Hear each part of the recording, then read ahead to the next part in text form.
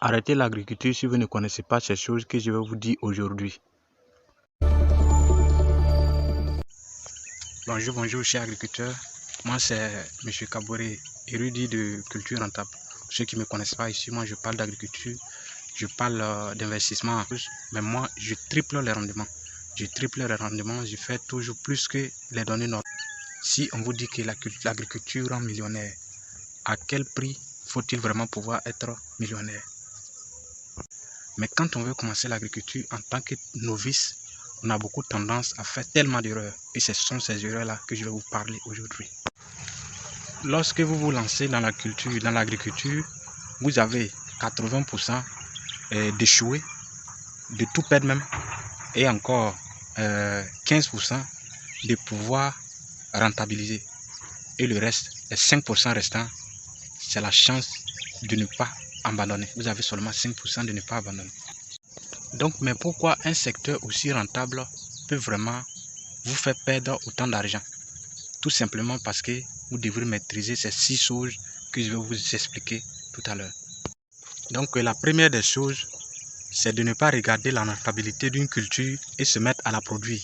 Parce que chaque culture a ses exigences et d'autres cultures même demandent assez et énormément de main-d'œuvre. Et ce genre de culture-là n'est pas adapté aux débutants. Les vidéos soi-disant la culture de la tomate de A à Z ou la culture de telle spéculation de A à Z ne sont pas des formations complètes que vous pouvez vous appuyer dessus pour vous lancer dans une telle culture. Si vous faites ce genre d'erreur, vous allez échouer. Parce que dans ce genre de vidéos là, on vous dit tout sauf l'essentiel. On vous montre le miel sans vous avertir qu'il y a des abeilles derrière.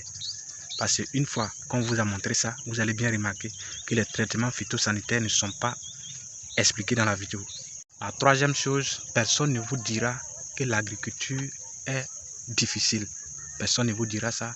Et personne aussi ne vous dira que la main-d'œuvre est la chose la plus difficile à résoudre dans le marché. Sachant bien que la jeunesse crie partout qu'il n'y a pas de travail. Donc oui, la main-d'œuvre est un facteur très limitant en Afrique. La quatrième chose, il faut savoir que le marché est compliqué. Le marché est vraiment compliqué. Il faut user de stratégies pour ne pas vendre ça à vil prix. Et encore user de stratégies pour pouvoir trouver de bons acheteurs.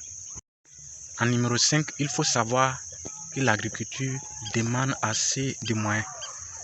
Oui, je peux dire aussi que ça ne demande pas assez de moyens, mais il faut se munir des moyens nécessaires pour pouvoir vraiment lancer une bonne culture. Les petites superficies ne sont pas des superficies sur lesquelles nous pouvons développer l'Afrique ou encore même de s'enrichir soi-même.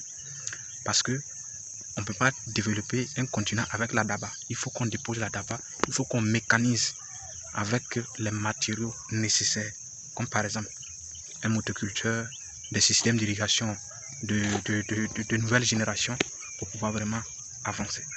La sixième chose, il faut vraiment se faire accompagner. Les gens disent toujours il faut se faire accompagner, c'est pas pour ne rien, c'est pour vous permettre d'éviter tous ces erreurs-là que ces techniciens-là ont eu à vécu eux-mêmes et qui les ont permis de comprendre et de les éviter.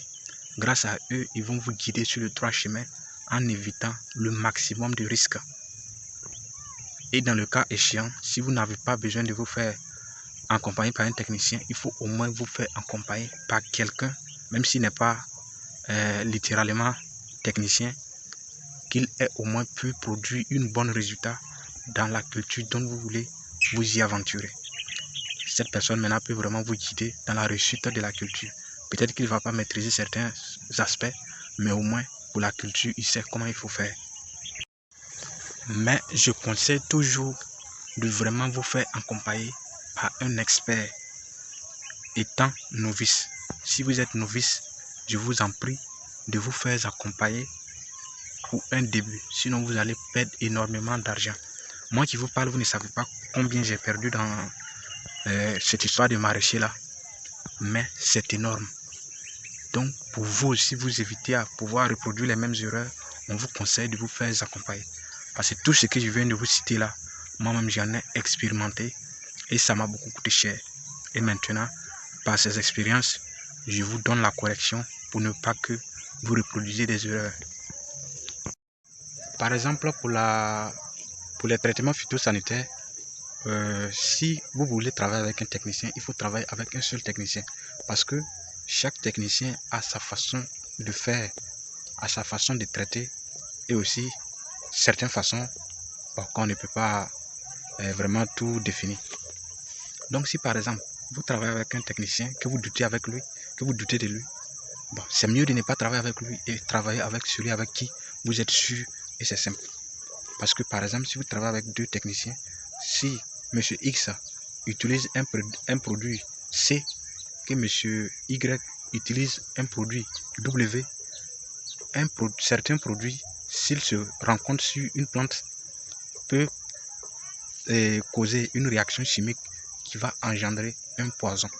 Un poison contre vous-même, qui est très dangereux, ou encore, dans les heureux des cas, que ce soit un poison simplement pour la plante. Si la plante meurt, que vous êtes vivant, vous pouvez recommencer. Donc par exemple, vous pompez un produit aujourd'hui, et pour un produit du technicien A, demain vous traitez un autre produit du technicien B, et maintenant ces deux produits se retrouvent sur la même plante, et maintenant bon, tout disparaît, tout meurt. Ou même ça peut créer même un virus même qui sera encore sur le terrain, et pour réussir une culture encore dessus, ça serait très difficile. Donc pour les produits, il faut beaucoup faire très attention. Puis vous allez peut-être voir des vidéos sur YouTube qui vous disent que telle culture ou telle culture va vous rapporter tel nombre de millions dans tel nombre de mois, ou encore monsieur X ou Y est devenu millionnaire ou milliardaire dans telle ou telle spéculation. Mais est-ce une raison une raison qui définit que vous allez vraiment aussi devenir comme ça lorsque vous allez vous lancer comme ça dans le vide, si je pèse bien mes mots, pour pouvoir réussir? Donc maintenant, pour certains, après avoir regardé tout cela, ils vont maintenant aller déjà trouver un terrain, nettoyer le terrain, bon, et puis maintenant, en même temps, commencer à lancer les choses. Il se lance dans cette culture-là, quoi. Comme il a entendu qu'il y a beaucoup d'argent, il s'est lancé. Bon, arrivé à un certain moment, il y a les plantes qui jaunissent. Il y a aussi, peut-être, s'ils n'ont pas bien analysé les choses, ils vont même se retrouver avec de l'eau qui a tari, qu'il n'y a même plus d'eau pour pouvoir arroser. Et ça, c'est très dangereux.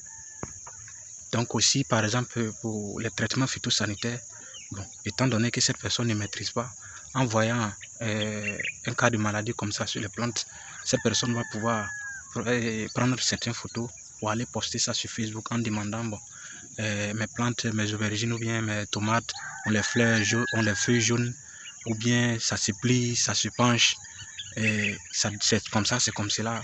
Comment est-ce qu'on peut traiter ça? Bon, ils vont poser ce genre de questions-là sur Facebook. Et puis maintenant, les gens vont envoyer un tas de réponses. Ils vont lui proposer tellement de produits que lui-même, il n'arrivera pas à distinguer. Ça va lui pousser à utiliser tous ces produits qu'on lui a montré là, pour pouvoir essayer de voir si ça va marcher. Même si ça marche, il ne saura pas si vraiment quel produit a pu vraiment éradiquer le mal. Parce qu'un produit peut être pompé cette semaine-là et c'est 2 semaines après que ça peut peut-être donner un résultat. C'est pas un truc qu'on peut mettre aujourd'hui et puis bon, demain tu te réveilles et puis tout est fini. Ça marche pas comme ça. Et puis bon, monsieur Y, après avoir produit maintenant, bon, c'est pas comment il va vendre. Il arrive, c'est même pas si c'est qui achète ça, comment, dans quelles conditions il faut transporter. Bon, peut-être même il arrive sur le marché en ne sachant pas aussi négocier et en n'ayant pas aussi prévu les choses, peut même peut-être ne même pas pouvoir quitter avec la production sur le terrain et ça va pourrir. Ou encore n'a même pas pris en compte la distance qui est entre lui et le marché pour pouvoir sélectionner la culture qui sera le plus adaptée. Et maintenant, bon, se retrouve dans le chaos.